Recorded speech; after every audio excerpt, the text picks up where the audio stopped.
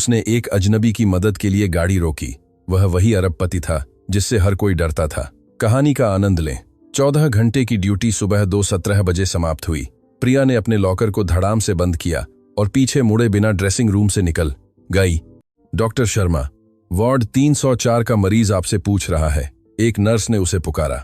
मेरी shift 17 minute पहले खत्म हो गई, वह बिना रुके बोली। उसे कल इंतजार करने दो। वह KEAM अस्पताल के स्वचालित दरवाजों से निकली। ठंडी हवा एक थप्पड़ की तरह उसे लगी। उसने अपने कोट की जेब में चाबियां ढूंढी, कार में चढ़ी और इंजन स्टार्ट किया। हीटर को चलने में समय लगा। चलो चलो, उसने डैशबोर्ड पर टैप करते हुए बुदबुदाया। इंजन 2 बार खांसा और फिर स्थिर हो गया। प्रिया ने पहली गियर डाली और पार्किंग से निकली। सड़कें खाली थीं। उसने नदी के नीचे सुरंग का रास्ता लिया। उस समय यह हमेशा तेज होता था। रेडियो से झंझनाहट की आवाज आने लगी। उसने उसे बंद कर दिया। तभी उसने उसे देखा। एक काली SUV बीच लेन में रुकी थी। आपातकालीन लाइटें टिमटिमा रही थीं। प्रिया ने ब्रेक लगाया, पीछे के शीशे में देखा। पीछे एक भी गाड़ी नहीं थी।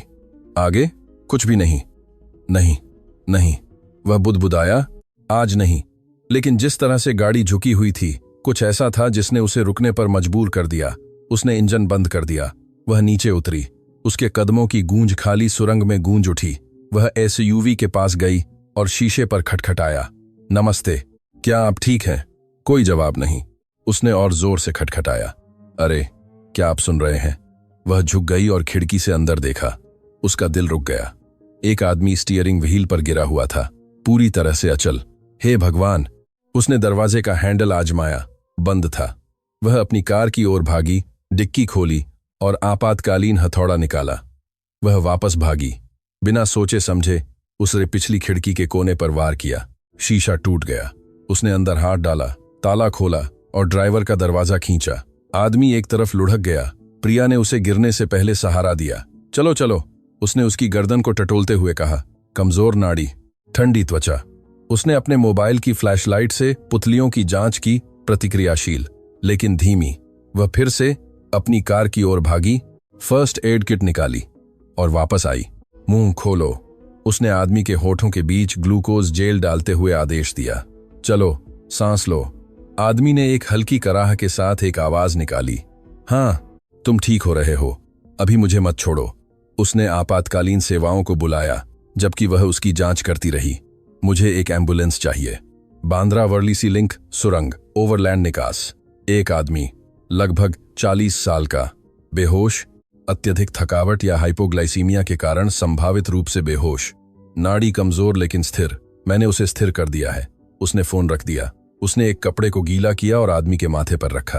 5 मिनट बाद एम्बुलेंस पहुंची। अस्पताल को जानकारी। बेहोश पाया गया आदमी गाड़ी में।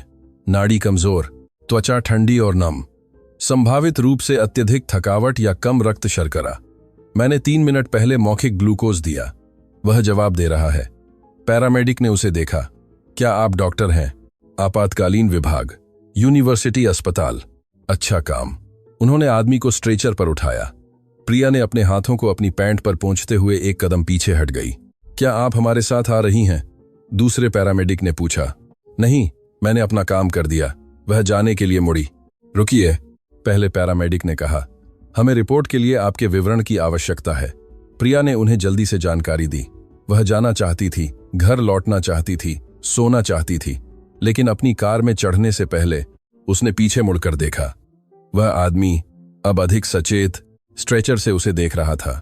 उसकी ग्रे आंखें एक ऐसी तीव्रता के साथ उसका पीछा कर रही थीं जिससे उसे असहजता महसूस हुई। प्रिया अपनी कार में चढ़ गई और बिना यह जाने कि उसने किसे बचाया था, चल पड़ी। उसे नहीं पता था कि वह आदमी अर्जुन मल्होत्रा था, हिमालय बायोफार्मा सॉल्यूशंस का CEO। यूरोप की सबसे बड़ी दवा कंपनियों में से एक। अपनी निर्ममता के लिए जाना जाता था, असंभव सौदों को निपटाने के लिए प्रसिद्ध था और शाब्दिक रूप से गिरने तक काम करने के लिए जाना जाता था। और वह सुरंग, जो अब फिर से खाली थी, एक ऐसी चीज की शुरुआत बन गई थी जिसकी उन दोनों में से किसी ने उम्मीद नहीं की थी। अर्जुन ने आंखें खोलीं और सबसे पहले उसने एक सफेद छत देखी। फिर उसने एक मशीन की लगातार बीप सुनी। उसने हिलने की कोशिश की, उसका शरीर विरोध कर रहा था। क्या हुआ? एक नर्स अंदर आई और उसे देखे बिना मॉनिटर की जांच की। मिस्टर मल्होत्रा, शांत हो जाइए। आप अत्यधिक थकावट के कारण बेहोश हो गए थे। आप यूनिवर्सिटी अस्पताल में हैं। मैं यहां कैसे आया? एक डॉक्टर ने आपको सुरंग में पाया। उसने आपकी जान बचाई। अर्जुन ने आंखें बंद कर लीं। उसे कुछ टुकड़े याद आए।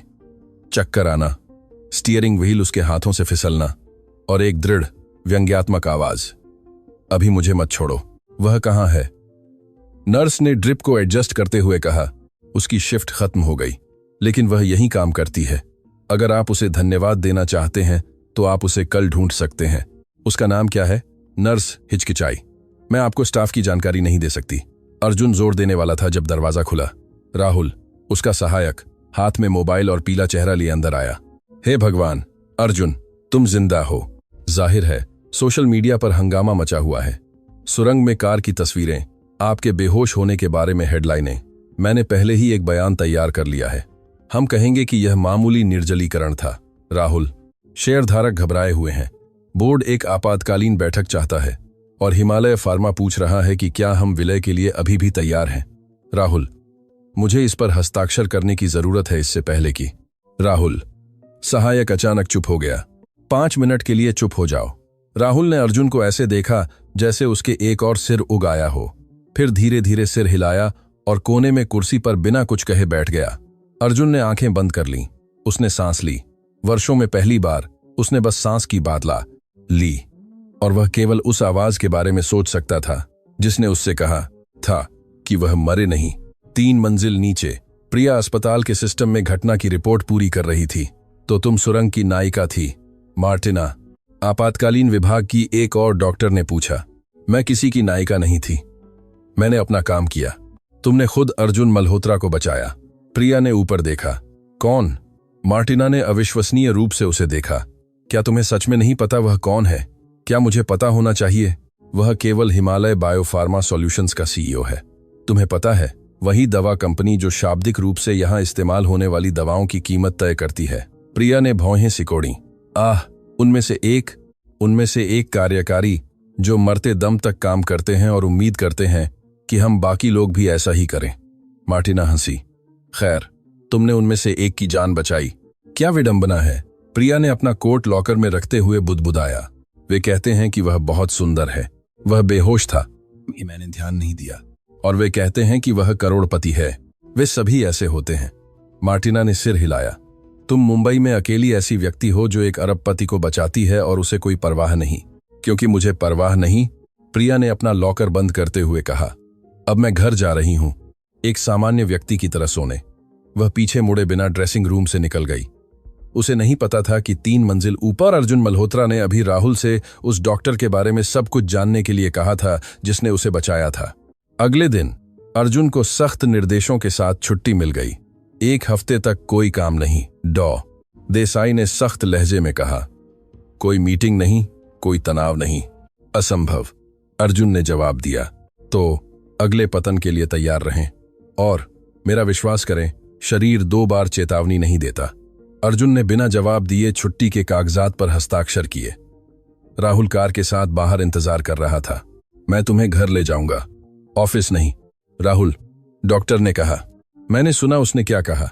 चलो ऑफिस। राहुल ने आह भरी लेकिन आज्ञा मानी। रास्ते में अर्जुन खिड़की से बाहर देख रहा था, लेकिन वास्तव में कुछ भी नहीं देख रहा था।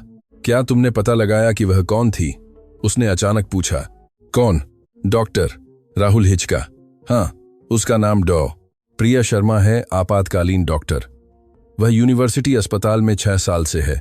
अच्छी समीक्षाएं, कोई समस्याग्रस्त इतिहास नहीं। कुछ और? राहुल फिर से हिचका। तुम्हें उसकी इतनी दिलचस्पी क्यों है? अर्जुन ने तुरंत जवाब नहीं दिया। उसने मेरी जान बचाई और तुम उसे फलों की टोकरी या बोनस या जो भी इन मामलों में भेजा जाता है भेज सकते हो। यह पर्याप्त नहीं है राहुल, मुझे उसका नंबर चाहिए। यह निजता का उल्लंघन है। अर्जुन ने उसे घूर कर देखा। राहुल, सहायक ने आह भरी। ठीक है, लेकिन यह अजीब है, बहुत अजीब। उस रात प्रिया अपने अपार्टमेंट में एक जमे हुए पराठे और एक सामान्य सीरियल के साथ थी जब उसका मोबाइल बजा। अज्ञात नंबर। वह हिचकिचाई, फिर जवाब दिया। हाँ, प्रिया शर्मा। निर्भर करता है कौन पूछ रहा है। मैं अर्जुन मल्होत्रा हूं। सन्नाटा। सुरंग वाला? प्रिया ने पूछा। वही। तुम्हें मेरा नंबर कैसे मिला? वह मेरे लिए महत्वपूर्ण नहीं है। हाँ, अर्जुन हिचकिचाया। मुझे तुमसे मिलना है। किस लिए?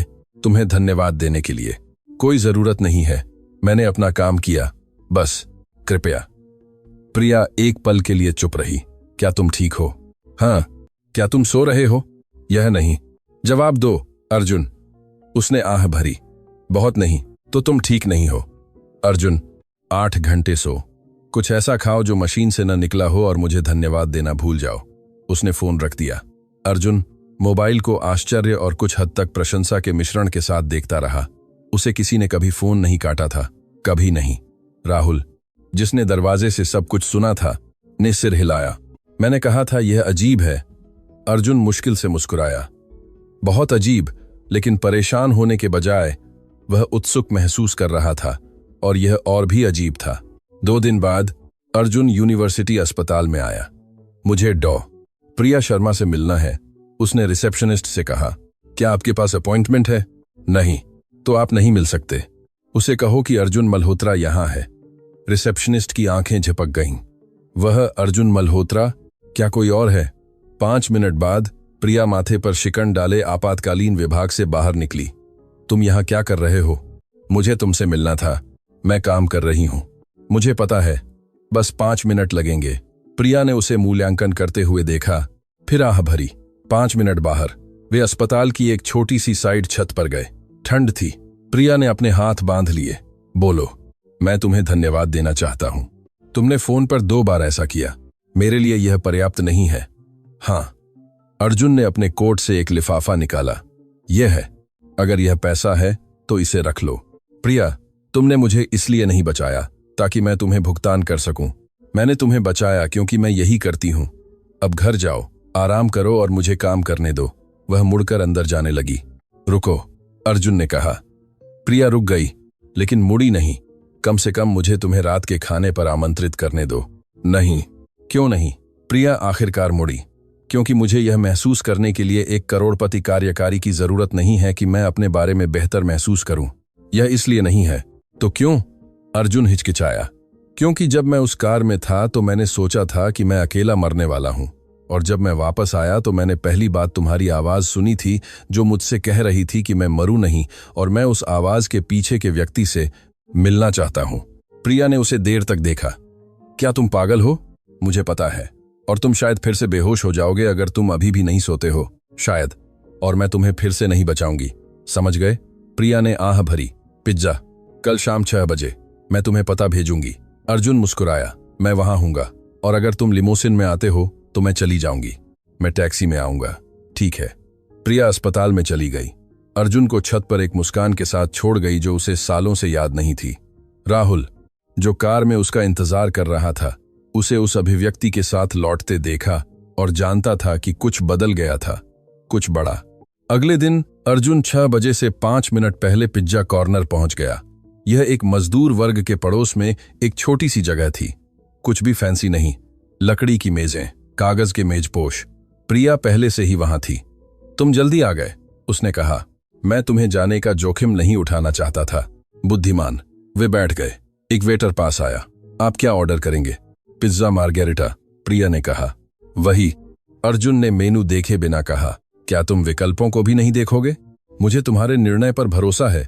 प्रिया ने एक भौंहा उठाई। क्या तुम हमेशा ऐसे ही होते हो? कैसे? नियंत्रित, तनावग्रस्त, जैसे तुम किसी व्यावसायिक बैठक में हो। अर्जुन कुर्सी पर टिक गया। मुझे और कोई तरीका नहीं पता। यह दुखद है, मुझे पता है। पिज्जा आया। उन्होंने कुछ मिनटों तक चुपचाप खाया।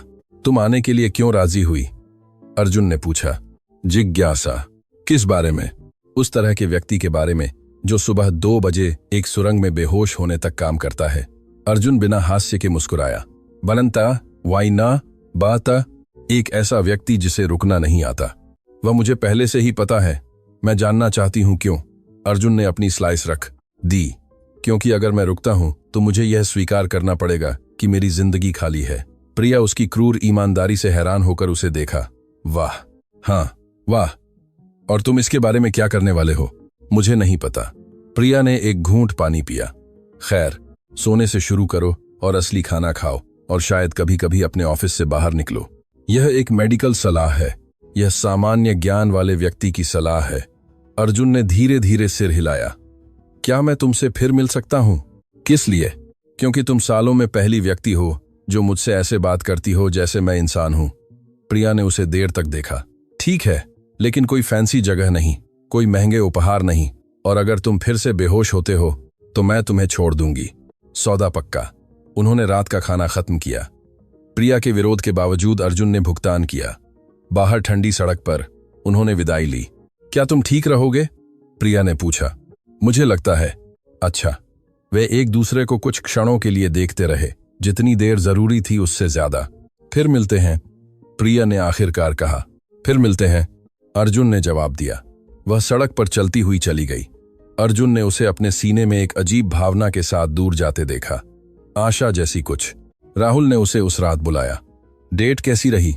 यह डेट नहीं थी। जरूर नहीं थी, राहुल ने व्यंग्यात्मक रूप से कहा। क्या तुम उसे फिर से देखोगे? हाँ। अर्जुन। क्या? कुछ नहीं, बस सावधान रहना। किससे? ये भूलने से कि तुम कौन हो। अर्जुन ने अपने खाली अपार्टमेंट की खिड़की से बाहर देखा। शायद यही बात है। राहुल के जवाब देने से पहले ही उसने फोन काट दिया। अगले दिन अलग थे। अर्जुन रात 9 बजे से पहले वर्ण ऑफिस से निकलने लगा। उसने 2 व्यावसायिक डिनर ठुकरा दिए। महीनों में पहली बार उसने लगातार 6 घंटे नींद ली। उसके सहयोगियों ने बदलाव देखा। क्या तुम ठीक हो? बोर्ड मीटिंग में सीएफओ मिस्टर अग्रवाल ने पूछा। हाँ, तुम अलग लगते हो। अलग जैसे? मुझे नहीं पता। कम तुम। अर्जुन मुश्किल से मुस्कुराया। शायद यह अच्छा है। अग्रवाल ने माथे पर शिकन डाली, लेकिन कुछ नहीं कहा। इस बीच प्रिया और अर्जुन उस हफ्ते 3 बार और मिले। अस्पताल के पास एक कैफे में, एक पार्क में जहां प्रिया रविवार को दौड़ती थी, एक छोटी सी किताबों की दुकान में जहां वह पुरानी उपन्यास खरीदती थी।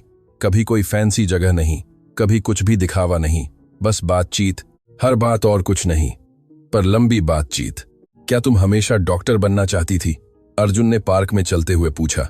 नहीं, बचपन में मैं एक अंतरिक्ष यात्री बनना चाहती थी। क्या हुआ? मुझे एहसास हुआ कि मुझे लिफ्ट में चक्कर आते हैं। अंतरिक्ष कोई विकल्प नहीं था। अर्जुन हंसा, एक वास्तविक हंसी। और तुम? प्रिया ने पूछा। क्या तुम हमेशा सीईओ बनना चाहते थे? नहीं, मैं एक वास्तुकार बनना चाहता था। तुम क्यों नहीं बने? मेरे पिताजी ने हिमालय बायोफार्मा को स्क्रैच से बनाया था। वह उम्मीद करते थे कि मैं इसे चलाऊंगा। और क्या तुम चाहते थे? अर्जुन को जवाब देने में समय लगा। मुझे नहीं पता कि किसी ने मुझसे पूछा था या नहीं। प्रिया ने उसे कुछ हद तक उदासी के साथ देखा। यह भी दुखद है। लगता है मेरी जिंदगी दुखद चीजों का संग्रह है। ऐसा जरूरी नहीं। तुम्हें लगता है? मुझे यकीन है। उस रात अर्जुन अपने अपार्टमेंट में आया और अपने स्टूडियो में लगे फ्रेम किए हुए प्लान्स को देखता रहा। इमारतें जो उसने कभी नहीं बनाई, डिजाइन जो उसने कभी पेश नहीं किए, सपने जो उसने कभी नहीं देखे। सालों में पहली बार उसने सोचा कि क्या होगा अगर वह फिर से शुरू करे। अगले हफ्ते अर्जुन की साल की सबसे महत्वपूर्ण मीटिंग थी। हिमालय फार्मा के साथ विलय। पूरा बोर्ड ऑफ डायरेक्टर्स मौजूद था। जर्मन प्रतिनिधि विशेष रूप से इसके लिए उड़कर आए थे। संख्याएं सही थीं, अनुमान शानदार थे। सब कुछ हस्ताक्षर के लिए तैयार था। अग्रवाल ने अंतिम संख्याएं पेश कीं। इस विलय से हम 3 साल में अपना मूल्य 2 गुना कर देंगे। यह दशक का अवसर है। जर्मन संतुष्ट होकर सिर हिलाया। लेकिन एक विवरण है। उनमें से एक, हिमालय फार्मा के निदेशक संजय वर्मा ने कहा, हमें कम मार्जिन वाली उत्पादन लाइनों को खत्म करने की जरूरत है। अर्जुन ने ऊपर देखा। कौन सी लाइनें? विकासशील देशों के लिए जेनेरिक दवाएं लाभदायक नहीं हैं, वे आवश्यक हैं। संजय ने कंधे उचकाए। वे एक वित्तीय बोझ हैं। बायोफार्मा एक धर्मार्थ संस्था नहीं है। अर्जुन ने अपने सीने में कुछ कसता हुआ महसूस किया। वे लाइनें लाखों लोगों को उपचार तक पहुंच देती हैं और लाखों यूरो का नुकसान करती हैं। संजय ने जवाब दिया। यह साधारण व्यावसायिक तर्क है। बोर्ड के सदस्यों ने एक दूसरे को देखा। अर्जुन, इस पर महीनों पहले चर्चा हुई थी, अग्रवाल ने कहा। हम सभी सहमत थे कि यह विलय की कीमत थी। अर्जुन को प्रिया की आवाज याद आई। मैंने लोगों को मरते देखा है क्योंकि वे उन दवाओं का भुगतान नहीं कर सकते थे जिनकी लागत बनाने में कुछ पैसे लगते हैं। उसने अपने सामने फोल्डर थानी कर दिया, बंद कर दिया। मैं इस पर हस्ताक्षर नहीं करूंगा। कमरे में सन्नाटा छा गया। माफ करना, संजय ने पूछा। मैं ऐसे विलय पर हस्ताक्षर नहीं करूंगा जिससे जरूरतमंद लोगों को दवाओं से वंचित कर दिया जाए। अग्रवाल आगे झुका।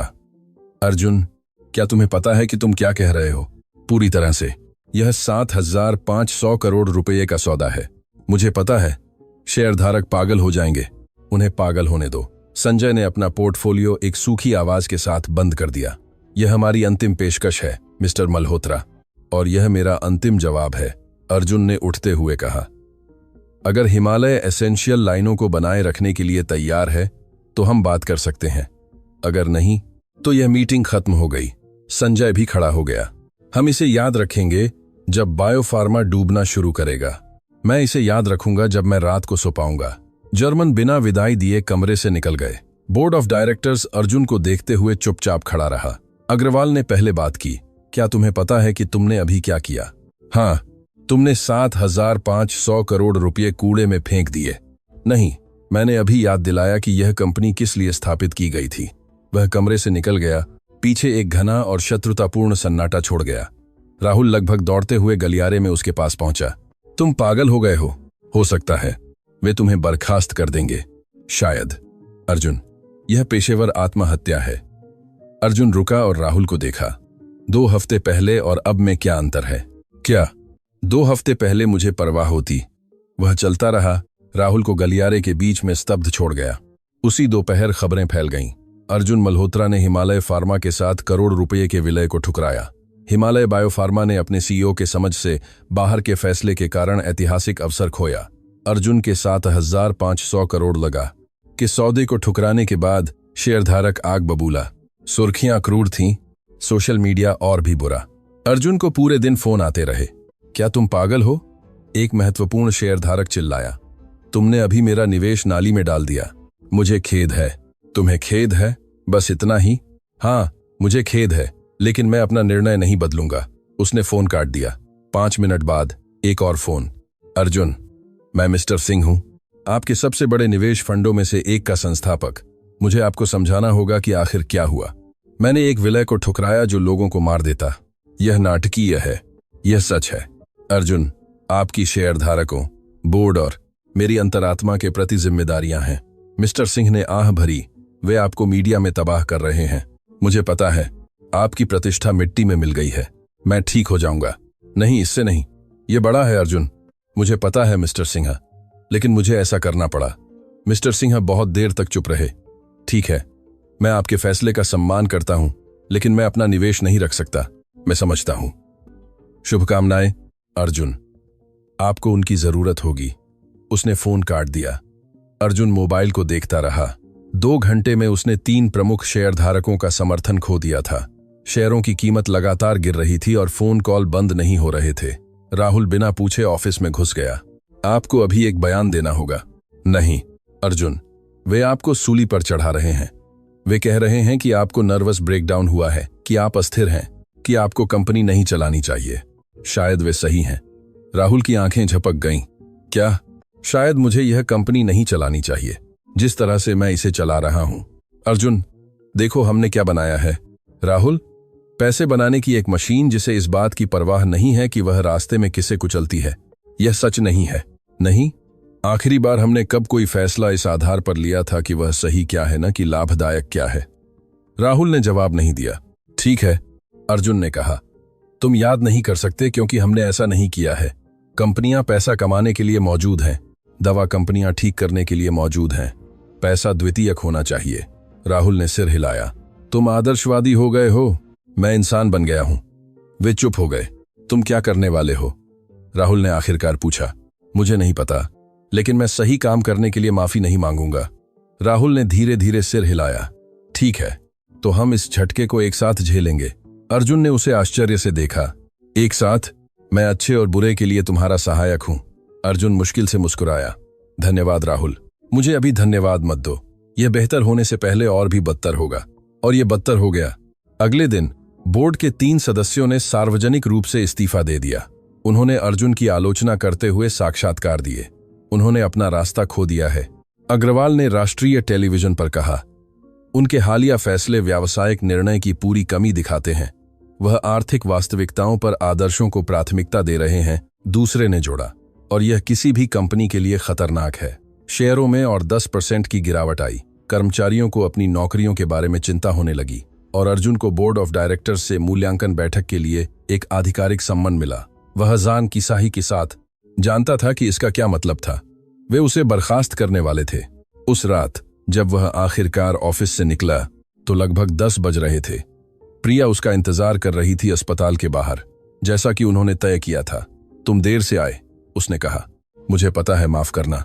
प्रिया ने उसकी अभिव्यक्ति देखी। क्या हुआ? सब कुछ बिगड़ रहा है। चलो चलो टहलते हैं। वे कई मिनट तक चुपचाप चले। क्या तुम्हें अफसोस है? प्रिया ने आखिरकार पूछा। अर्जुन को जवाब देने में समय लगा। नहीं, लेकिन मुझे डर लग रहा है। किसका? गलती करने का, अपने पिता द्वारा बनाई गई कंपनी को नष्ट करने का, सभी को निराश करने का। प्रिया रुक गई और उसका सामना किया। मेरी बात ध्यान से सुनो। तुम्हारे पिता ने एक दवा कंपनी बनाई थी। क्या तुम जानते हो किस लिए? पैसे कमाने के लिए, ठीक करने के लिए नहीं। पैसा एक साधन था, अंत नहीं। तुम्हें यह कैसे पता है? क्योंकि कल मैंने हिमालय बायोफार्मा का इतिहास शोध किया था। तुम्हारे पिता ने अपनी बहन को मलेरिया विरोधी दवाओं तक पहुंच की कमी के कारण मरते देखने के बाद कंपनी शुरू की थी। अर्जुन ने उसे आश्चर्य से देखा। तुम्हें यह कैसे पता है? यह सार्वजनिक अभिलेखागार में है। बायोफार्मा का पहला मिशन स्टेटमेंट था, स्वास्थ्य को एक अधिकार बनाना, विशेषाधिकार नहीं। अर्जुन को गले में गांठ महसूस हुई। मुझे यह नहीं पता था। तुम्हारे पिता को आज तुम पर गर्व होता। तुम्हें लगता है? मुझे यकीन है। अर्जुन ने उसे गले लगा लिया। धन्यवाद। किस लिए? मुझे यह याद दिलाने के लिए कि मैं कौन हूं और मैं कहां से आया हूं। वे बहुत देर तक गले लगे रहे। रात की ठंड मायने नहीं रखती थी, केवल वह पल मायने रखता था। वह जुड़ाव, वह याद दिलाना कि वह अकेला नहीं था। अर्जुन प्रिया का अस्पताल के बाहर इंतजार करते हुए कुछ रिपोर्ट पढ़ रहा था। जब वह बाहर निकली तो उसने उसे हाथ में मोबाइल लिए दीवार से टिका हुआ देखा। तुमने क्या किया? उसने पास आते हुए पूछा। क्या तुम्हें पहले से ही पता है? पूरा अस्पताल इस बारे में बात कर रहा है। बायोफार्मा हमारे मुख्य आपूर्तिकर्ताओं में से एक है। अर्जुन ने मोबाइल रख दिया। मैंने विलय को ठुकरा दिया। क्यों? क्योंकि वे आवश्यक दवाओं की लाइनों को खत्म करना चाहते थे। प्रिया ने उसे देर तक देखा। तुम्हें बहुत पैसा खोना पड़ेगा, मुझे पता है, और शायद अपनी नौकरी भी, मुझे पता है। तो तुमने ऐसा क्यों किया? अर्जुन ने उसे सीधे देखा। क्योंकि मैं उस तरह का व्यक्ति नहीं बनना चाहता जो दूसरों के जीवन की कीमत तय करता है। अब नहीं। प्रिया को अपने सीने में कुछ गर्म महसूस हुआ। आओ, उसने कहा। चलो टहलते हैं। वे अस्पताल के पास खाली सड़कों पर चले। ठंड तेज थी, लेकिन किसी को भी इसका एहसास नहीं हुआ। कैसा महसूस कर रहा है? प्रिया ने पूछा। अजीब तरह से अच्छा। क्या तुम्हें डर नहीं लगता? मैं डरा हुआ हूं, अर्जुन ने स्वीकार किया, लेकिन मुझे आजादी भी महसूस होती है। प्रिया ने धीरे धीरे सिर हिलाया। आजादी डरावनी होती है। क्या तुम्हें हर समय डर लगता है? प्रिया ने कहा। मरीजों को खोने का डर, गलती करने का डर, पर्याप्त न होने का डर। लेकिन तुम आगे बढ़ती रहती हो क्योंकि कोई विकल्प नहीं है। लोगों को मदद की जरूरत है। मैं इसे दे सकती हूं। यह सरल है। अर्जुन ने उसे प्रशंसा से देखा। यह सरल नहीं है, यह असाधारण है। प्रिया मुश्किल से मुस्कुराई। तुमने भी अभी कुछ असाधारण किया है, भले ही यह पागलपन हो। शायद मुझे थोड़े पागलपन की जरूरत थी। वे एक छोटे से कैफे के सामने रुके। वे अंदर गए। उन्होंने मशीन से बनी 2 भयानक कॉफी ऑर्डर की। तुम अब क्या करने वाले हो? प्रिया ने पूछा। मुझे नहीं पता, अर्जुन ने स्वीकार किया। अपने जीवन में पहली बार मेरे पास कोई योजना नहीं है। और यह कैसा महसूस होता है? अर्जुन ने सोचा। डरावना, लेकिन रोमांचक भी। प्रिया ने अपनी कप उठाई। डरावने फैसलों के लिए। अर्जुन ने अपनी कप उसके कप से टकराई। डरावने फैसलों के लिए। उन्होंने चुपचाप पिया। बाहर बर्फ गिरने लगी। प्रिया, अर्जुन ने कहा। हाँ, धन्यवाद। किस लिए? मुझे पागल न समझने के लिए। प्रिया मुस्कुराई। ओह, मुझे लगता है तुम पागल हो, लेकिन यह अच्छे किस्म का पागलपन है। अर्जुन हंसा और सालों में पहली बार हंसी वास्तविक महसूस हुई। अगले दिन अराजक थे। बोर्ड के 2 सदस्यों ने इस्तीफा दे दिया। 3 महत्वपूर्ण सहयोगियों ने अपने शेयर बेच दिए। बायोफार्मा का मूल्य शेयर बाजार में 15% गिर गया। मीडिया ने अर्जुन के मानसिक स्वास्थ्य पर अटकलें लगाईं। राहुल उसे आपदा की दैनिक रिपोर्ट देता था। हमारे पास शुक्रवार को शेयरधारकों के साथ एक आपातकालीन बैठक है, उसने ऑफिस में घुसते हुए कहा। उसे रद्द करो। क्या? उसे रद्द करो अर्जुन? तुम रद्द नहीं कर सकते। देखो राहुल, मैं तुम्हारी वफादारी की सराहना करता हूं, लेकिन इस समय मुझे जगह चाहिए। राहुल ने उसे कुछ चिंता के साथ देखा। क्या तुम ठीक हो? पहले से बेहतर। तुम नहीं लगते हो। अच्छा, क्योंकि पहले वाला अर्जुन खाली था। राहुल ने आह भरी। क्या इसका उस डॉक्टर से कुछ लेना देना है? अर्जुन ने तुरंत जवाब नहीं दिया। इसका मुझसे लेना देना है। उसने बस मुझे दिखाया कि जीवन का एक और विकल्प है। और वह विकल्प क्या है? मौजूद होने के बजाय जीना। राहुल बहुत देर तक चुप रहा। ठीक है, उसने आखिरकार कहा, लेकिन जब यह बिगड़ेगा और यह बिगड़ने वाला है तो तुम्हें मदद की जरूरत होगी। मुझे पता है और मैं तुम्हारा आभारी रहूंगा, लेकिन अब मुझे यह अकेला करना होगा। राहुल ने सिर हिलाया और ऑफिस से निकल गया। अर्जुन ने खिड़की से शहर को देखा। इमारतों में लाइटें जलने लगी थीं। सालों में पहली बार उसे काम करने की कोई जल्दी नहीं थी। उसे बस जीने का मन कर रहा था। उस रात उसने प्रिया को बुलाया। क्या तुम व्यस्त हो? मैंने अभी अपनी शिफ्ट खत्म की है। क्यों? क्या तुम मेरे अपार्टमेंट में आना चाहोगे? प्रिया हिचकिचाई। क्या तुम निश्चित हो? बहुत निश्चित। ठीक है, मुझे पता भेजो। जब प्रिया उस इमारत में पहुंची जहां अर्जुन रहता था, तो वह लगभग वापस लौट गई। यह मुंबई के वित्तीय केंद्र में एक लग्जरी गगनचुंबी इमारत थी। वह 32वीं मंजिल पर लिफ्ट से गई। अर्जुन ने दरवाजा खुलने से पहले ही खोल दिया। तुम आ गई। मैं लगभग नहीं आई, प्रिया ने अंदर आते हुए कहा। यह जगह डरावनी है। यह सिर्फ एक इमारत है। यह करोड़पतियों की इमारत है। अर्जुन मुस्कुराया। आओ, मैं तुम्हें कुछ दिखाना चाहता हूं। वह उसे स्टूडियो में ले गया। दीवारें फ्रेम किए गए वास्तुशिल्प प्लान से ढकी हुई थीं। यह क्या है? प्रिया ने पूछा। डिजाइन। जब मैं वास्तुकार बनना चाहता था। प्रिया उन्हें देखने के लिए पास गई। वे सुंदर थे। साफ लाइनों वाली आधुनिक इमारतें, खुली जगहें, प्राकृतिक प्रकाश। वे अविश्वसनीय हैं। मैंने उन्हें कभी नहीं बनाया। क्यों नहीं? क्योंकि मेरे पिता उम्मीद करते थे कि मैं कंपनी चलाऊंगा। और तुम क्या चाहते थे? अर्जुन ने प्लान्स को देखा। मैंने कभी खुद से पूछा नहीं था, अब तक नहीं। प्रिया ने उसे देखा। और तुम अब क्या चाहते हो? अर्जुन उसकी ओर मुड़ा। मुझे नहीं पता, लेकिन मैं इसका पता लगाना चाहता हूं। प्रिया ने धीरे धीरे सिर हिलाया। तो पता लगाओ। वे एक दूसरे को बहुत देर तक देखते रहे। प्रिया, अर्जुन ने उसकी ओर एक कदम बढ़ाते हुए कहा। हाँ, क्या मैं तुम्हें चूम सकता हूं? प्रिया ने अपने दिल की धड़कन तेज महसूस की। हाँ। अर्जुन ने उसे धीरे से चूमा। प्रिया ने जवाब दिया। चुंबन पहले तो सतर्क था, फिर गहरा, अधिक वास्तविक। जब वे अलग हुए तो दोनों हाँफ रहे थे। ठीक है, प्रिया ने कहा। वह अच्छा था। बहुत अच्छा। अर्जुन मुस्कुराया। क्या तुम रुकना चाहोगी? सोने के लिए? सिर्फ सोने के लिए? मैं सज्जन होने का वादा करता हूं। प्रिया ने सोचा। ठीक है, तो फिर बान सज्जन होने का वादा करता हूं, लेकिन अगर तुम खर्राटे लेते हो तो मैं चली जाऊंगी। उचित सौदा। उस रात प्रिया रुकी। वे बिना सेक्स के एक साथ सोए, बस गले लगे, एक दूसरे को सांस लेते हुए सुनते रहे। और यह सही था। अगली सुबह प्रिया विशाल खिड़कियों से आती धूप के साथ उठी। अर्जुन पहले से ही जागा हुआ उसे देख रहा था। तुम कब से जागे हुए हो? उसने पूछा। थोड़ी देर से। यह परेशान करने वाला है। मुझे खेद है, बस यह है कि मुझे इतने समय से किसी के साथ जागना नहीं पड़ा। प्रिया ने अंगड़ाई ली। और यह कैसा महसूस होता है? अच्छा, बहुत अच्छा। वे थोड़ी देर और बिस्तर पर रहे, बिना जल्दी किए, बस ऐसे ही। मुझे जाना होगा, प्रिया ने आखिरकार कहा। मेरी शिफ्ट 3 बजे शुरू होती है। ठीक है। वे उठे। प्रिया तैयार हो गई। अर्जुन ने कॉफी बनाई। क्या हम आज रात मिल सकते हैं? उसने पूछा। मैं नहीं कर सकती। Double shift. कल मेरा परिवार के साथ दोपहर का भोजन है। अर्जुन हिचकिचाया। क्या मैं आ सकता हूं? प्रिया ने उसे आश्चर्य से देखा। क्या तुम मेरे परिवार से मिलना चाहते हो? हाँ। क्या तुम निश्चित हो? वे तीव्र हैं। मैं निश्चित हूं। प्रिया मुस्कुराई। ठीक है, लेकिन मैंने तुम्हें चेतावनी दी थी। उन्होंने एक चुंबन के साथ दरवाजे पर विदाई ली। प्रिया एक मुस्कान के साथ लिफ्ट से नीचे गई, जिसे वह मिटा नहीं सकती थी। और अर्जुन अपने खाली अपार्टमेंट में सालों में पहली बार यह महसूस कर रहा था कि वह अकेला नहीं था। रविवार को अर्जुन प्रिया द्वारा दिए गए पते पर समय पर पहुंचा। यह मुंबई के बाहरी इलाके में एक छोटा सा घर था। सामने का बगीचा, पोर्च पर साइकिलें। उसने घबराहट में घंटी बजाई। एक बूढ़ी महिला ने दरवाजा खोला। उसकी आंखें प्रिया जैसी ही थीं। तुम अर्जुन होगे? हाँ मैडम, आपसे मिलकर बहुत अच्छा लगा। मैं गीता हूं। अंदर आओ और मुझे गीता बुलाओ। मैडम नहीं। अर्जुन अपनी दुनिया से पूरी तरह अलग दुनिया में प्रवेश कर गया। घर शोरगुल से भरा था। क्रॉस बातचीत, हंसी, घर के खाने की खुशबू। प्रिया रसोई से एक एप्रन पहने हुए निकली।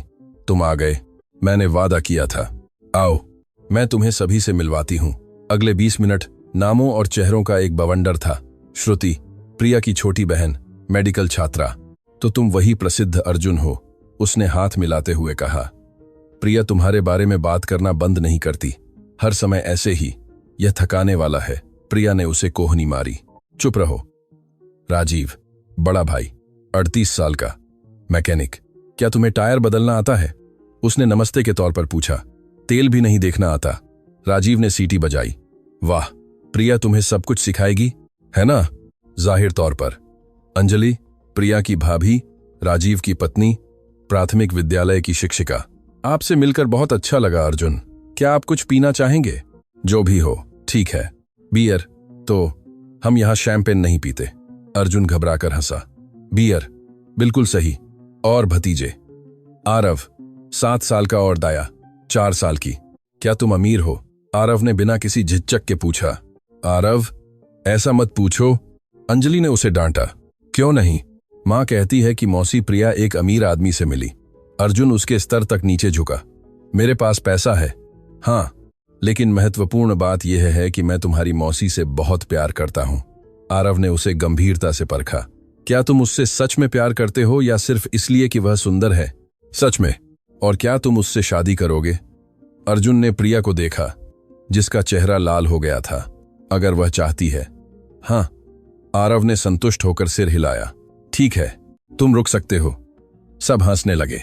दोपहर का भोजन सबसे अच्छे अर्थों में अराजक था। हाथ से हाथ में गुजरती थालियां, हर बात और कुछ नहीं, पर एक साथ बातचीत। राजीव खराब चुटकुले सुना रहा था। श्रुति अपने प्रोफेसरों के बारे में शिकायत कर रही थी।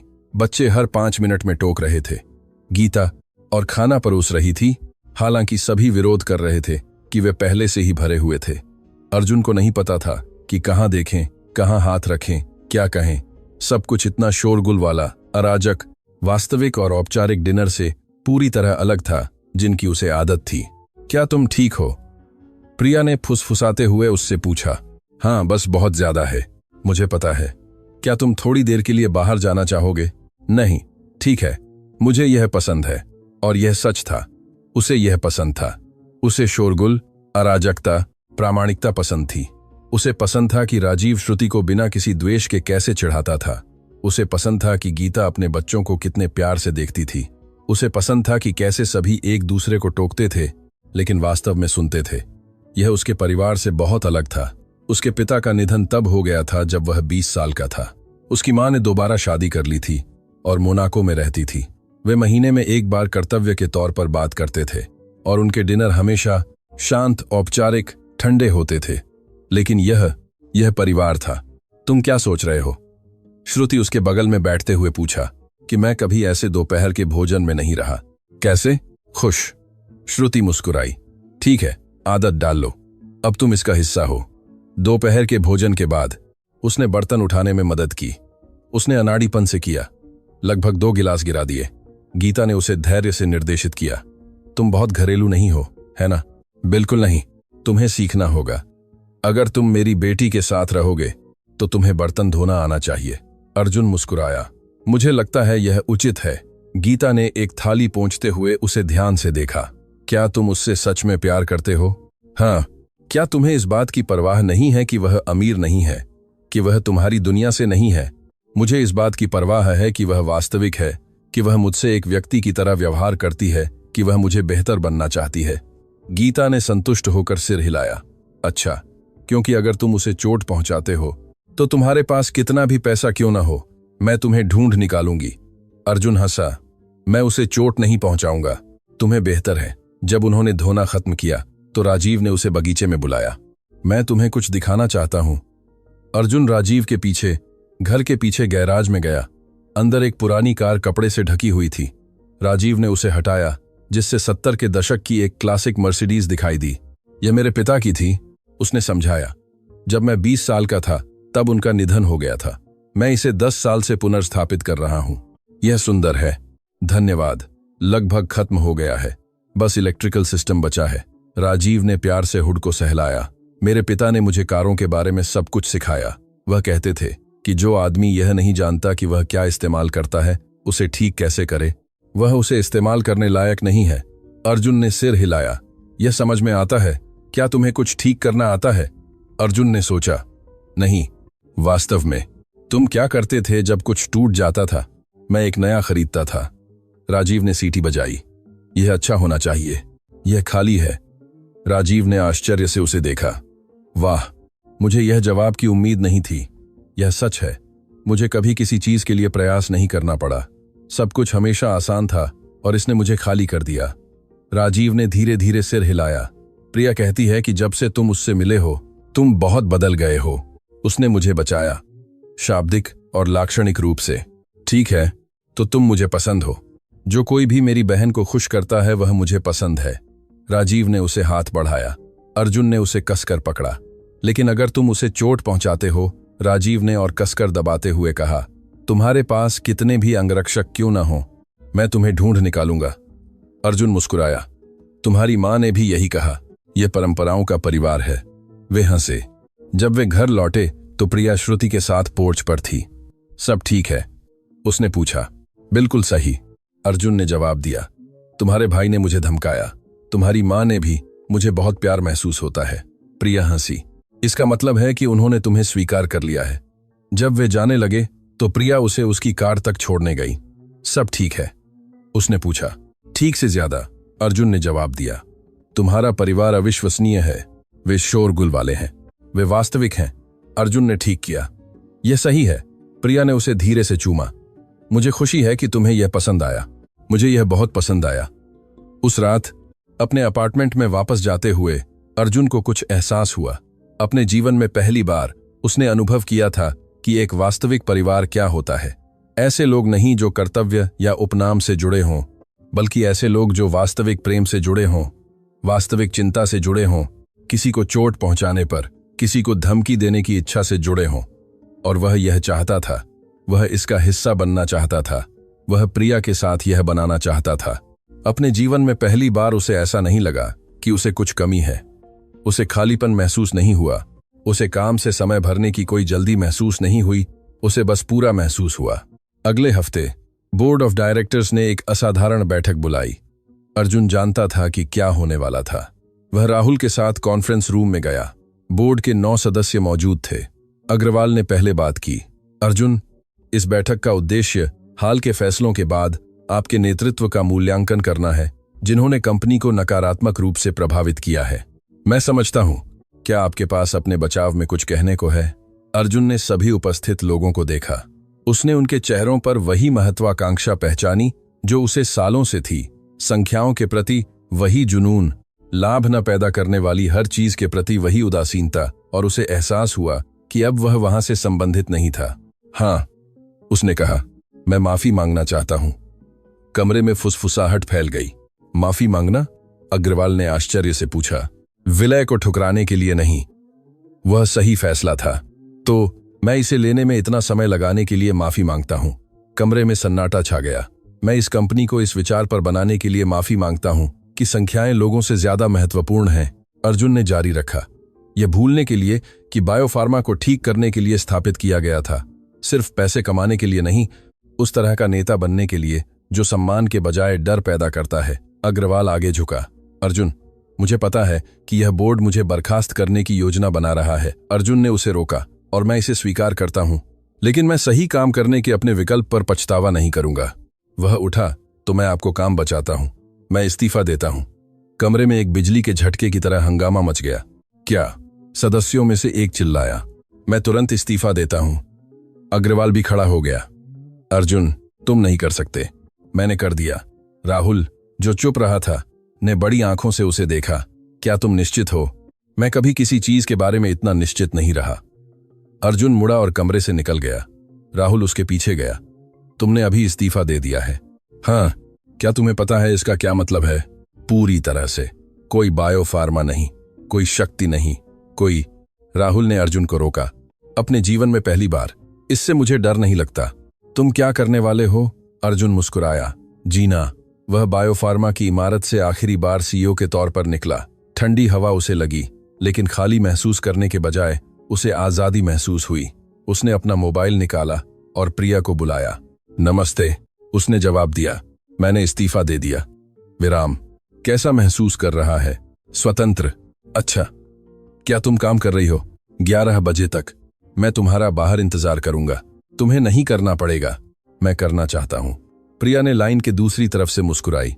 ठीक है, 11 बजे मिलते हैं। अर्जुन ने फोन काट दिया और चलने लगा। अपने अपार्टमेंट की ओर नहीं, किसी विशेष जगह की ओर नहीं, वह बस चलता रहा। ठंड महसूस कर रहा था, शहर को देख रहा था, सांस ले रहा था, और सालों में पहली बार उसे किसी और जगह होने की कोई जल्दी महसूस नहीं हुई। वह ठीक वहीं था जहां वह होना चाहता था। अगले महीनों में बदलाव आए। अर्जुन ने अपना लग्जरी अपार्टमेंट बेच दिया। वह एक छोटे अपार्टमेंट में चला गया, अस्पताल के करीब। उसने एक नए प्रोजेक्ट पर काम करना शुरू किया, विकासशील देशों में आवश्यक दवाओं तक पहुंच को सुविधाजनक बनाने पर केंद्रित एक गैर लाभकारी संगठन। उसने पैसा नहीं कमाया, वह कवर पर नहीं छपा, उसके पास पहले जैसी शक्ति नहीं थी, लेकिन वह खुश था। प्रिया और उसे एक लय मिल गई। वह अपनी असंभव शिफ्टों में काम करती थी, वह अपने प्रोजेक्ट पर काम करता था। वे जब भी मिल सकते थे मिलते थे। वे एक साथ खराब खाना बनाते थे, लेकिन हंसी के साथ। तुम पानी कैसे जलाते हो? प्रिया ने बर्तन को देखते हुए पूछा। मुझे नहीं पता, यह एक प्रतिभा है, यह एक अभिशाप है। अर्जुन ने उसे पीछे से गले लगा लिया। लेकिन तुम मुझे वैसे भी प्यार करते हो। प्रिया उसकी बाहों में घूम गई। दुर्भाग्य से हाँ। उन्होंने एक दूसरे को चूमा। बाहर बारिश होने लगी। यह सही नहीं था। मुश्किल दिन भी थे। ऐसे दिन जब प्रिया एक मरीज को खोने के बाद टूट जाती थी। ऐसे दिन जब अर्जुन अपने फैसलों पर शक करता था। ऐसे दिन जब वे छोटी मोटी बातों पर झगड़ते थे, लेकिन वे हमेशा वापस लौटते थे। वे हमेशा माफी मांगते थे। वे हमेशा रुकने का चुनाव करते थे। एक रात, एक विशेष रूप से कठिन शिफ्ट के बाद प्रिया रोती हुई घर आई। अर्जुन उसका इंतजार कर रहा था। क्या हुआ? एक मरीज को खो दिया, एक बच्चा 8 साल का। अर्जुन ने बिना कुछ कहे उसे गले लगा लिया। मैंने वह सब किया जो मैं कर सकती थी, प्रिया सिसकी। यह पर्याप्त नहीं था, मुझे पता है। कोई फर्क नहीं पड़ता कि मैं कितने साल से यह कर रहा हूं, यह कभी आसान नहीं होता। ऐसा नहीं होना चाहिए, अर्जुन ने कहा। इसका मतलब है कि तुम अभी भी इंसान हो। प्रिया उससे चिपक गई। कभी कभी मुझे नहीं पता कि क्या मैं जारी रख सकती हूं। तुम कर सकती हो, लेकिन तुम्हें इसे अकेले नहीं करना है। वे बहुत देर तक गले लगे रहे। अर्जुन ने कुछ भी ठीक करने की कोशिश नहीं की। उसने कोई समाधान नहीं दिया, वह बस वहां था। और प्रिया को यही चाहिए था। दिन बीतते गए। प्रिया हमेशा की तरह ठीक हो गई। काम पर लौट आई, जान बचाई, कुछ खोई, आगे बढ़ती रही, और अर्जुन हर दिन उसकी ओर भी प्रशंसा करता था। एक शनिवार दोपहर वे बर्फ से ढके पार्क में टहल रहे थे। क्या तुम्हें सुरंग याद है? प्रिया ने अचानक पूछा। हर दिन। मुझे भी। तुम्हें क्या याद है? प्रिया रुक गई। कि मैं इतनी थकी हुई थी कि मैं लगभग नहीं रुकी। मैं लगभग आगे बढ़ गई, लेकिन तुम रुक गए और सब कुछ बदल गया। अर्जुन ने उसे कोमलता से देखा। तुमने मुझे 2 बार बचाया, 2 बार। उस रात सुरंग में, और तब से हर दिन। प्रिया ने मुस्कुराते हुए सिर हिलाया। तुमने बाकी सब किया, हमने इसे एक साथ किया। प्रिया ने सिर हिलाया। हाँ, एक साथ। वे हाथ में हाथ डाले चलते रहे, बर्फ में निशान छोड़ते हुए। 6 महीने बाद प्रिया को अर्जुन के प्रोजेक्ट की प्रगति के बारे में पता चला। हम पहले ही 8 देशों में 5 आवश्यक दवाओं तक पहुंच को सुविधाजनक बनाने में सफल रहे हैं, उसने उसे रिपोर्ट दिखाते हुए समझाया। यह अविश्वसनीय है। बहुत ज्यादा नहीं है, लेकिन कुछ तो है। यह वह सब कुछ है जो ज्यादातर लोग करते हैं। अर्जुन ने उसे देखा। यह तुम्हारे बिना कुछ भी नहीं होता। मैंने कुछ नहीं किया, तुमने मुझे जीने का एक और तरीका दिखाया। प्रिया मुस्कुराई। मैंने बस तुम्हें स्पष्ट दिखाया। तुम्हारे लिए स्पष्ट, मेरे लिए अदृश्य था। उन्होंने एक दूसरे को चूमा। बाहर शहर अपने रास्ते पर चलता रहा। अस्पताल भरे रहे, कंपनियां काम करती रहीं, दुनिया घूमती रहीं, लेकिन प्रिया और अर्जुन के लिए जीवन अब जीवित रहने के बारे में नहीं था, यह वास्तव में जीने के बारे में था। एक रात जब वे एक साथ बर्तन धो रहे थे, प्रिया बोली, क्या तुम्हें सबसे अजीब बात पता है? क्या? कि यह सामान्य लगता है। क्या यह बुरा है? नहीं, यह सही है। अर्जुन ने उसे पीछे से गले लगा लिया। क्या तुम्हें मेरे लिए सबसे अजीब बात पता है? क्या? कि मुझे अब ऐसा नहीं लगता कि मुझे कुछ कमी है। प्रिया मुड़ गई। सच में? सच में। सालों तक मुझे एक निरंतर खालीपन महसूस होता रहा। मैंने सोचा कि यह महत्वाकांक्षा थी, पता चला कि यह अकेलापन था। तुम अब अकेले नहीं हो, मुझे पता है, और यह सब कुछ बदल देता है। उन्होंने एक दूसरे को धीरे से चूमा, बिना जल्दी किए, जैसे उनके पास दुनिया का सारा समय था, क्योंकि अब उनके पास था। लेकिन सब कुछ आसान नहीं था। इस्तीफे के 3 हफ्ते बाद अर्जुन को एक फोन आया। मिस्टर मल्होत्रा, मैं हिमालय फार्मा परिषद से मिस्टर कपूर हूं। अर्जुन ने माथे पर शिकन डाली। क्या आप बात करना चाहते हैं? निजी तौर पर। मेरे पास हिमालय से बात करने के लिए कुछ नहीं है। मुझे लगता है कि आपके पास है। हमने गलती की। हम विलय पर पुनर्विचार करना चाहते हैं। अर्जुन रुक गया। माफ करना, आपकी शर्तों के साथ आवश्यक लाइनों को बनाए रखना। मैं अब बायोफार्मा नहीं चलाता। हमें पता है, इसीलिए हमने आपको फोन किया, न कि नए बोर्ड को। अर्जुन को जवाब देने में समय लगा। बदलाव क्यों? क्योंकि प्रेस ने हमें तबाह कर दिया। हमारी सार्वजनिक छवि मिट्टी में मिल गई है और पता चला है कि सामाजिक चेतना सकल मार्जिन से बेहतर बिकती है। तो यह जनसंपर्क के लिए है, यह व्यापार के लिए है, लेकिन परिणाम वही है। लोगों को दवाओं तक पहुंच मिलेगी। अर्जुन ने सोचा, मुझे किसी से बात करने की जरूरत है। मैं आपको वापस फोन करूंगा। उसने फोन काट दिया और तुरंत प्रिया को बुलाया। हिमालय मेरी शर्तों के साथ विलय को फिर से शुरू करना चाहता है। यह अच्छा है। नहीं, लेकिन मैं अब बायोफार्मा में नहीं हूं और वे चाहते हैं कि तुम वापस आओ। सन्नाटा। क्या तुम वापस आना चाहते हो? प्रिया ने पूछा। मुझे नहीं पता। मेरा एक हिस्सा काम को याद करता है, लेकिन दूसरा हिस्सा तुम्हें याद दिलाता है कि यह तुम्हें लगभग मार डाला था। ठीक है, तुम क्या करने वाले हो? मुझे नहीं पता। तुम क्या करोगी? प्रिया ने आह भरी। मैं तुम्हें इसका जवाब नहीं दे सकती, लेकिन मैं तुम्हें बता सकती हूं कि मैं तुम्हारा समर्थन करती हूं, चाहे तुम जो भी फैसला लो। निश्चित हो? निश्चित। लेकिन अगर तुम वापस आते हो और फिर से हफ्ते में 70 घंटे काम करना शुरू करते हो, तो मैं तुम्हें खुद मार डालूंगी। अर्जुन हंसा। सौदा पक्का। उस रात अर्जुन राहुल के साथ एक कैफे में मिला। क्या यह सच है? राहुल ने पूछा। हिमालय ने सच में अपना रुख बदल दिया है, वे कहते हैं। और क्या तुम वापस जाओगे? अर्जुन ने अपनी कॉफी देखी। मुझे नहीं पता। बोर्ड तुम्हें वापस ले लेगा, खासकर अगर तुम मूल शर्तों को पूरा करने के साथ विलय लाते हो। मुझे पता है, लेकिन मैं वही व्यक्ति नहीं हूं जिसने 3 महीने पहले इस्तीफा दिया था। राहुल ने धीरे धीरे सिर हिलाया। प्रिया और मैं, और यह एहसास करना कि जीवन में सौदों को निपटाने से कहीं ज्यादा है। तो क्या तुम वापस नहीं जाओगे? अर्जुन ने ऊपर देखा। मैंने ऐसा नहीं कहा। तो मैं वापस जा रहा हूं, लेकिन शर्तों के साथ। राहुल मुस्कुराया। हमेशा शर्तों के साथ। निश्चित समय सारणी, 8 घंटे प्रतिदिन, वास्तविक आपात स्थितियों को छोड़कर कोई सप्ताहांत नहीं, और मैं विकासशील देशों पर विशेष रूप से ध्यान केंद्रित करने के लिए एक दवा पहुंच विभाग बनाना चाहता हूं। राहुल ने सीटी बजाई। बोर्ड पागल हो जाएगा। उन्हें पागल होने दो। या तो वे मुझे ऐसे स्वीकार करते हैं या मैं अपने गैर लाभकारी संगठन के साथ रहूंगा। तुम बदल गए हो, अच्छे के लिए, मुझे उम्मीद है। निश्चित रूप से अच्छे के लिए। बोर्ड के साथ बैठक तनावपूर्ण थी। अग्रवाल ने सत्र की अध्यक्षता की। अर्जुन, हम सराहना करते हैं कि आपने पुनर्विचार किया, लेकिन ये शर्तें हैं अपरिवर्तनीय। अर्जुन ने बाधित किया।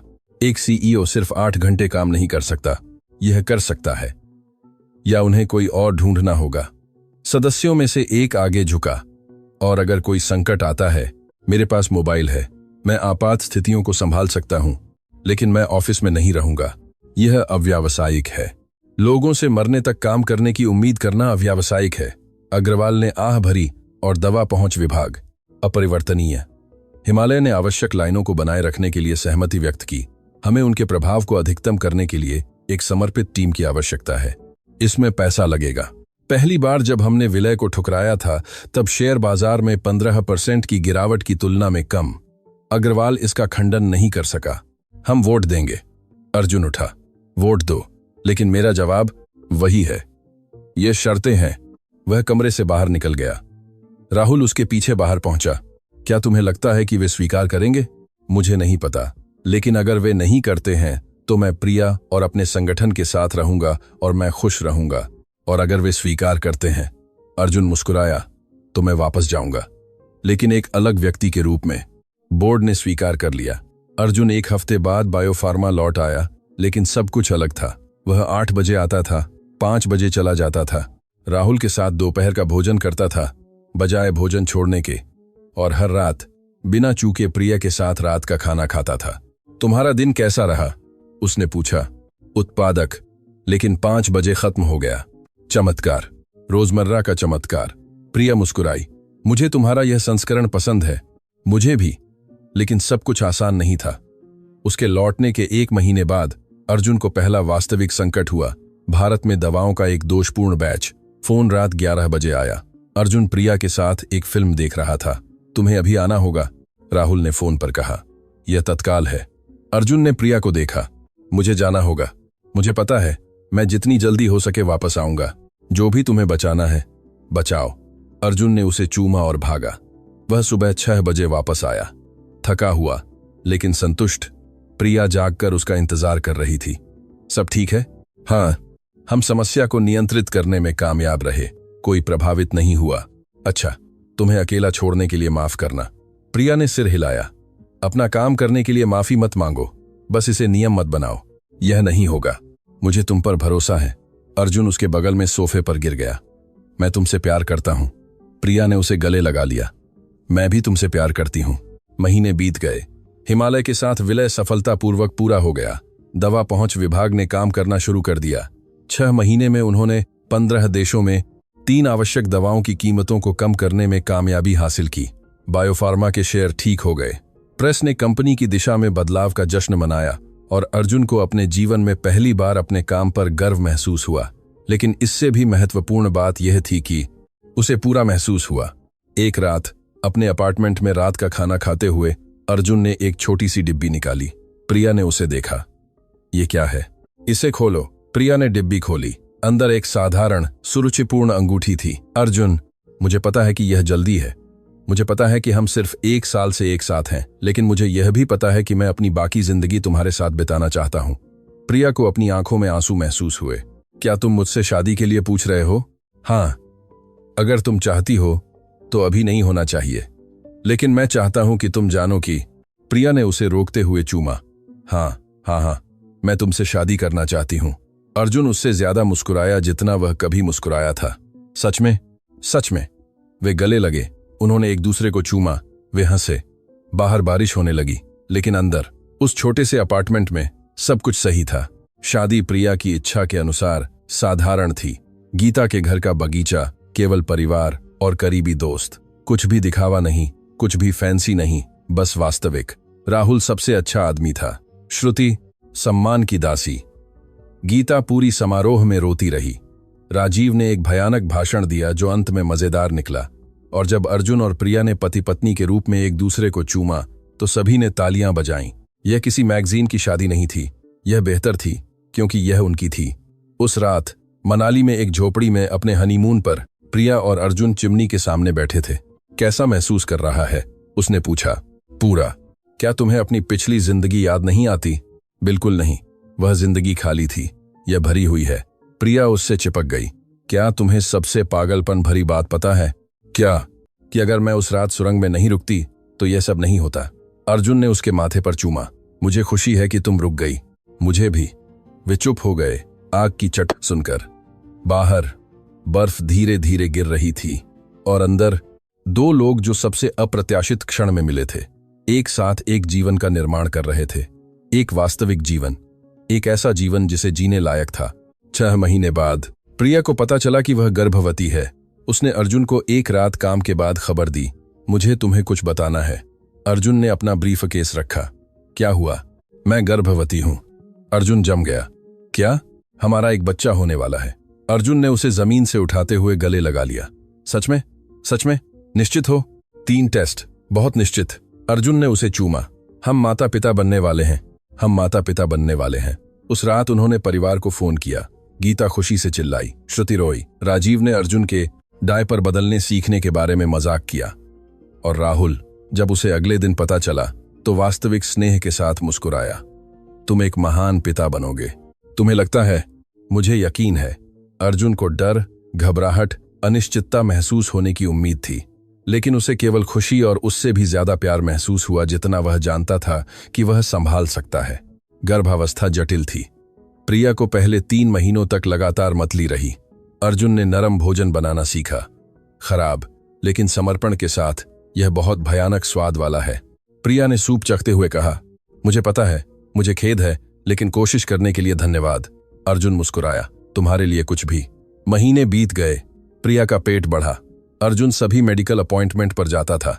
उसने अल्ट्रासाउंड देखा। दिल की धड़कन सुनी और जब उन्हें पता चला कि यह एक लड़की है तो रोया। हम उसे क्या बुलाएंगे? प्रिया ने पूछा। मुझे नहीं पता। क्या तुम्हारे मन में कोई नाम है? प्रिया ने सोचा। अंजलि, मेरी दादी के नाम पर। अर्जुन ने सिर हिलाया। अंजलि मल्होत्रा शर्मा मुझे पसंद है। सच में? सच में। अंजलि का जन्म मार्च की एक रात को हुआ। प्रिया 12 घंटे तक प्रसव में रही। अर्जुन एक पल भी उससे दूर नहीं हुआ। जब आखिरकार अंजलि जोर से और स्वस्थ रोती हुई आई तो अर्जुन को लगा कि उसका दिल फट गया है। वह सही है, उसने फुसफुसाया। वह हमारी है, प्रिया ने कहा, थकी हुई लेकिन खुश। अर्जुन ने कांपते हाथों से गर्भनाल काटी और जब उसने पहली बार अंजलि को अपनी गोद में लिया तो उसे पता था कि उसके जीवन में कुछ भी पहले जैसा नहीं होगा। और वह इससे ठीक था, ठीक से भी बेहतर। पहले कुछ महीने अराजक थे, रातें बिना सोए, अंतहीन डायपर, सुबह 3 बजे रोना, लेकिन हंसी भी थी। पहली मुस्कानें, छोटी उंगलियां उसकी उंगलियां पकड़े हुए और इतना तीव्र प्यार कि कभी कभी अर्जुन को नहीं पता होता था कि उसे कैसे संभाला जाए। क्या तुम ठीक हो? प्रिया ने एक रात अंजलि को दूध पिलाते हुए पूछा। हाँ, मैं बस सोच रहा था कि क्या 2 साल पहले मैं एक सुरंग में बेहोश था, अकेला, खाली, अंदर से मर रहा था। और अब मेरे पास वह सब कुछ है जिसकी मुझे हमेशा जरूरत थी, बिना यह जाने कि मुझे इसकी जरूरत थी। प्रिया मुस्कुराई, आंखों में आंसू लिए। मुझे भी।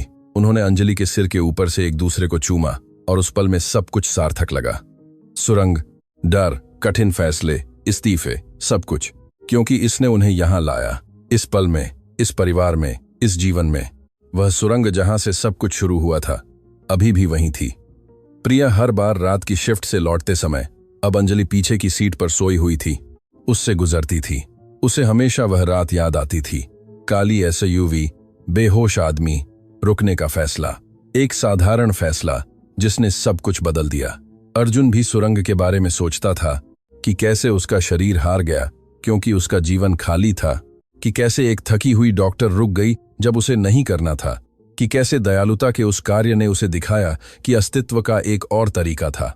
कभी कभी जब वे एक साथ सुरंग से गुजरते थे तो वे बिना कुछ कहे एक दूसरे को देखते और मुस्कुराते थे, क्योंकि इसकी जरूरत नहीं थी।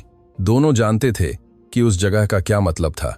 सब कुछ की शुरुआत, वह क्षण जब 2 अकेली जिंदगियां मिलीं और उन्होंने उस समय बिना यह जाने एक साथ कुछ बनाने का फैसला किया। यह कोई नाटकीय कहानी नहीं थी, कोई खलनायक पराजित नहीं हुआ था, कोई चौंकाने वाला खुलासा नहीं हुआ था। यह बस 2 लोगों की कहानी थी जो सही समय पर मिले, जिन्होंने ईमानदार होने का चुनाव किया, जिन्होंने कुछ वास्तविक बनाने का फैसला किया बजाय कुछ सही का पीछा करने के। और अंत में वह पर्याप्त से ज्यादा था, क्योंकि कभी कभी जीवन बड़े पलों के बारे में नहीं होता, यह छोटे फैसलों के बारे में होता है। एक खाली सुरंग में रुकने जैसा, फोन का जवाब देने जैसा, हर बार रुकने का चुनाव करने जैसा, जब तक कि वे छोटे फैसले एक जीवन न बन जाएं, एक वास्तविक जीवन, एक ऐसा जीवन जिसे जीने लायक था। और प्रिया और अर्जुन ने सीखा कि यही वह सब कुछ है जो कोई मांग सकता है। पूर्णता नहीं, अनंतता नहीं, बस हर दिन, हर पल चुनने की संभावना, प्यार चुनने का, ईमानदारी चुनने का, उपस्थित रहने का। और उन्होंने पाया, यही सच्ची सफलता थी। बैंक में लाखों नहीं, दरवाजे पर पदवी नहीं, शक्ति या प्रभाव नहीं, बल्कि उन लोगों को देखने की क्षमता जिन्हें आप प्यार करते हैं, और यह जानना कि आपने सही चुनाव किया, कि आपने कुछ ऐसा बनाया जो मायने रखता है, कि आपने वास्तव में जिया। और जब अंजलि इतनी बड़ी हो गई कि वह पूछ सके कि उसके माता पिता कैसे मिले, तो प्रिया और अर्जुन ने उसे सुरंग की कहानी सुनाई। पापा बहुत बीमार थे, प्रिया ने समझाया, और मैं वहां से गुजर रही थी। और तुमने उसे बचाया? अंजलि ने चमकदार आंखों से पूछा।